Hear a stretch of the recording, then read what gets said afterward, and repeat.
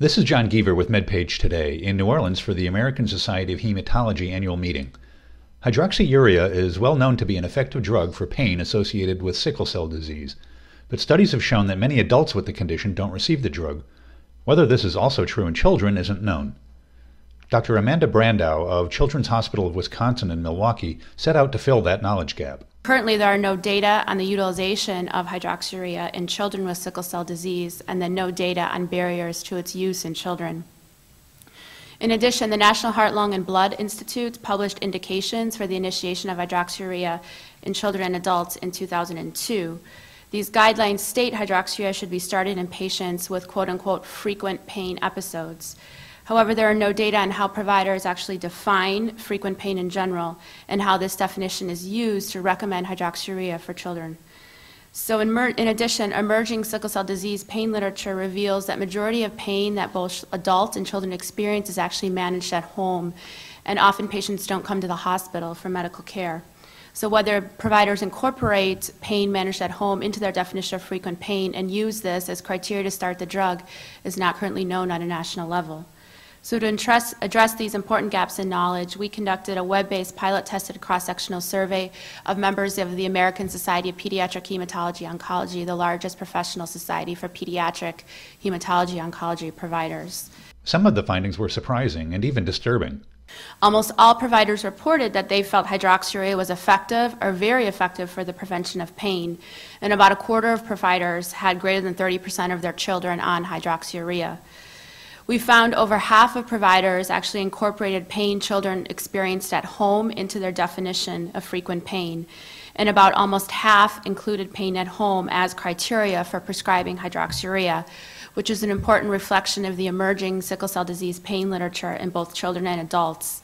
In addition, we found that providers that accounted for pain at home were actually more likely to have greater than 30% of their children on the drug. The most common indications for prescribing hydroxyurea, not surprisingly, were frequent pain, in addition to acute chest syndrome, a pulmonary complication of sickle cell disease. And almost half, again, accounted for pain at home. Providers also reported they utilize hydroxyurea for complications where there is not good data for its efficacy, such as primary stroke prevention, priapism, and pulmonary hypertension. Studies are currently underway looking at the role of hydroxyurea in stroke prevention, in addition to other complications. However, currently there's no good data to support its use for these.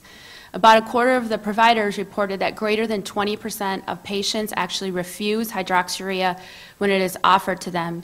And the most common reasons for patient refusal included fear of cancer in about half of patients and their families, fear of other side effects in about 60%, and not wanting to take a medication in about half of the patients. And then we asked providers what their barriers were to prescribing the drug to their families, and if they felt it was indicated clinically or the reasons that they did not prescribe it to families. And these barriers revolved around the theme primarily of compliance, and in particular it included compliance with taking the medication, so they felt if their patients weren't going to take it, they probably won't offer it to them in about 86% of providers. Patients not coming in for blood tests for monitoring, because hydroxyurea can have some effects on blood counts, and females not likely to use contraception as there are concerns that the drug may cause teratogenesis if women were to become pregnant while taking the drug. Other common barriers included side effects anticipated by the patient and the patient being too young in about 68%. Interestingly, almost half of the providers stated concerns for male infertility interfered with their prescribing of the drug, and almost 30% of providers had discomfort with the carcinogenic potential of hydroxyurea, and about 11% doubted the effectiveness of the drug despite the impressive findings of the large adult randomized controlled trial. Dr. Brandow said future studies should look at possible toxicities of the drug that may be affecting practice, and also at whether access to care may underlie some of the patient resistance to hydroxyurea. In New Orleans, I'm John Gever, MedPage Today.